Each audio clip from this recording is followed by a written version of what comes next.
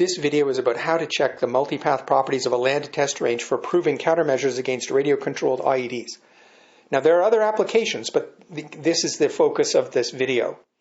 Without this range characterization step, interpreting the tests from the range depends on guesswork, really, and that is never a good engineering strategy. Maybe you're doing counter-IED ECM effectiveness experiments in an outside test range.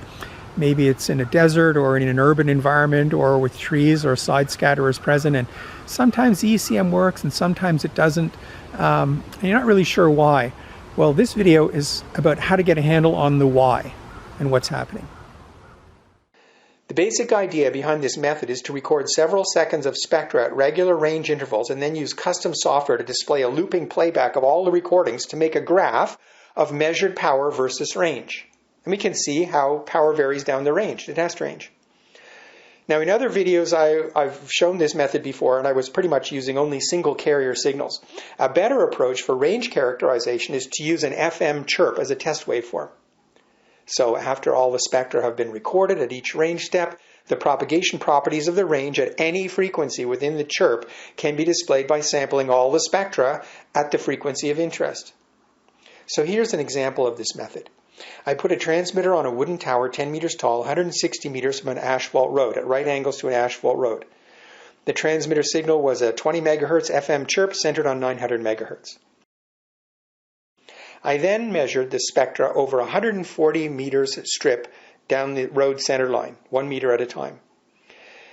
It's the same test range that was shown in other videos, so there's a grove of trees to the tower's right, and reflections from the trees cause two kinds of noise, spatial noise and temporal noise. Spatial noise means the average measurement is jumpy between range steps, and this is caused basically by the tree trunks, the main part of the trees. Temporal noise means the measurements are noisy in time. This is caused by movement of the leaves on the trees that shake in the wind. So let's go back to the experiment with the tower and the asphalt road. So the measurements look like this. On the left side of the display is a looping playback of power measured at each range step, presented as a graph of power versus range. Red is the instantaneous measured power, green is the mean power averaged over all the samples in the recording, maybe 20 seconds at each range, and the cyan lines show the high and low variation. The right side of the display shows the spectrum measured where the range sample line is, and the marker on that chirp shows the sample frequency. The left panel is the connection between the two is that the left panel is the chirp power measured where at the marker at each range step, at the sample frequency. And at the bottom of the spectrum display is an index number that shows the currently displayed spectral frame, so that you can see the numbers looping. Now, in this setup, the distance from the road center line to the transmitter tower is nearly constant. So, because the tower is at right angles to the road, so we should expect to see a nearly constant set of power measurements from 1 meter to 140 meters. And overall, it is kind of trying to be a constant in amplitude, although there's a lot of spatial and temporal noise. And at long range, the trees shadow the test range, so there is a power drop because of that. But overall, kind of flat. Here's what happens when the sample frequency is changed. We move the marker across the chirp. Small changes in frequency have a big effect on the measured power. This is again because of side scatter by the trees.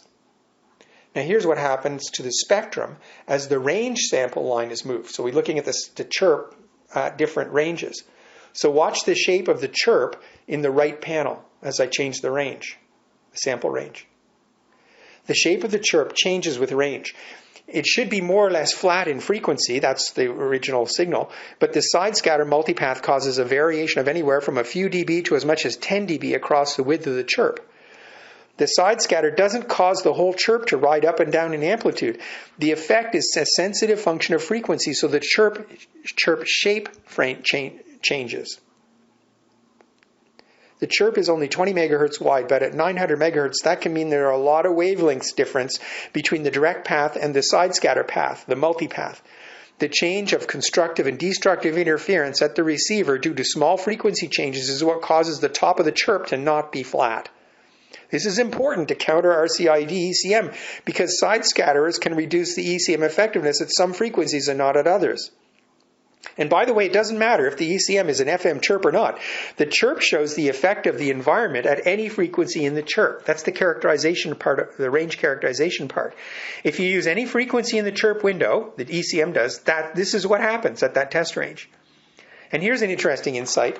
Side scatterers are a bigger problem for the triggerman than for the ECM, which is interesting and encouraging.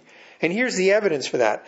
The side scatter noise becomes significant at this test range only at long range, considering an ECM signal. So we can see this by looking at the power of ECM versus range from an earlier video where the ECM is on the road, the ECM transmitter antenna is on the road and not on the tower.